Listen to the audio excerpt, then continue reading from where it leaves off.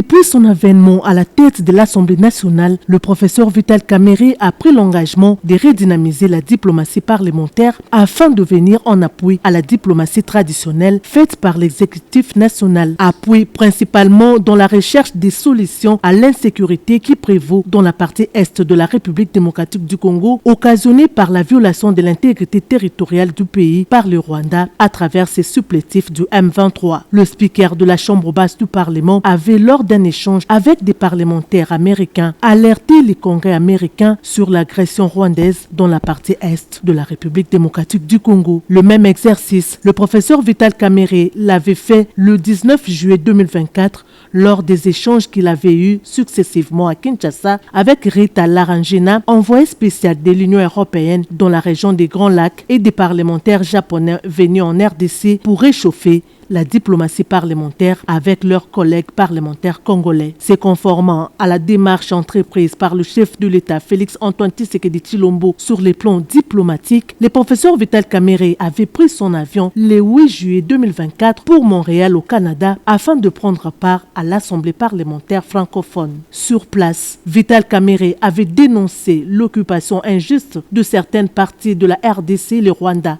Nous venons d'abord de faire adopter une résolution au niveau de l'Assemblée parlementaire de la francophonie qui condamne l'agression, l'invasion, la violation de l'intégrité territoriale de la République démocratique du Congo et sa souveraineté. Cette même résolution met en exergue et condamne les morts, les violences de tout genre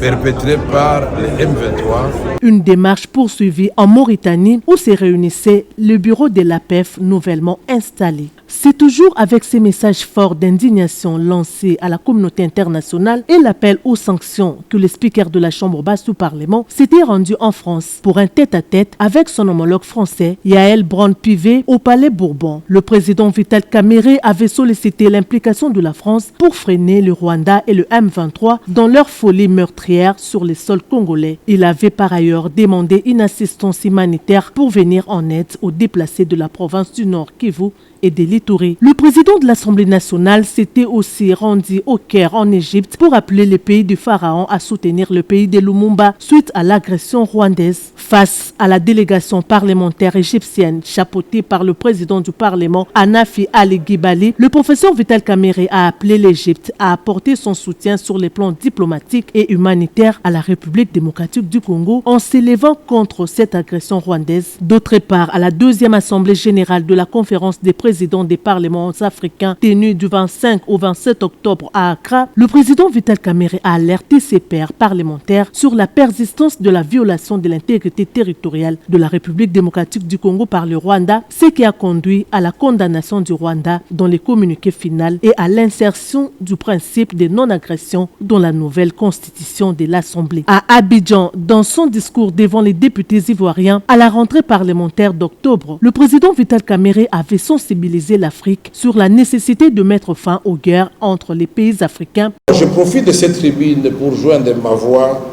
à celle du peuple congolais et de son président Félix Antoine Tshisekedi Tshilombo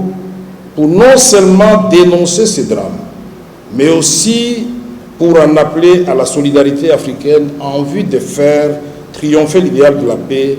et de la prospérité partagée. Un soutien de taille obtenu par le président de l'Assemblée nationale Vital Kamerhe en faveur de la République démocratique du Congo est également celui du Royaume du Maroc, témoigné par son homologue Rachid Talbi Alami en marge de la réunion des présidents des parlements africains atlantiques tenue à Rabat le 6 février 2025. Cette réunion de haut niveau était une occasion pour le président Vital Kamerhe d'appeler les pays d'Afrique à rompre les silences face aux atrocités que le Rwanda est en train de commettre en RDC, à Kinto, au Vietnam. À la réunion des membres du bureau de l'Assemblée parlementaire francophone, le président Vital Kamerhe avait profité de cette tribune pour sensibiliser les parlementaires européens et asiatiques sur la question sécuritaire dans la partie est de la République démocratique du Congo. Nous sommes tous et toutes les soldats de la nation. Aimons notre pays et renouvelons tous ensemble le serment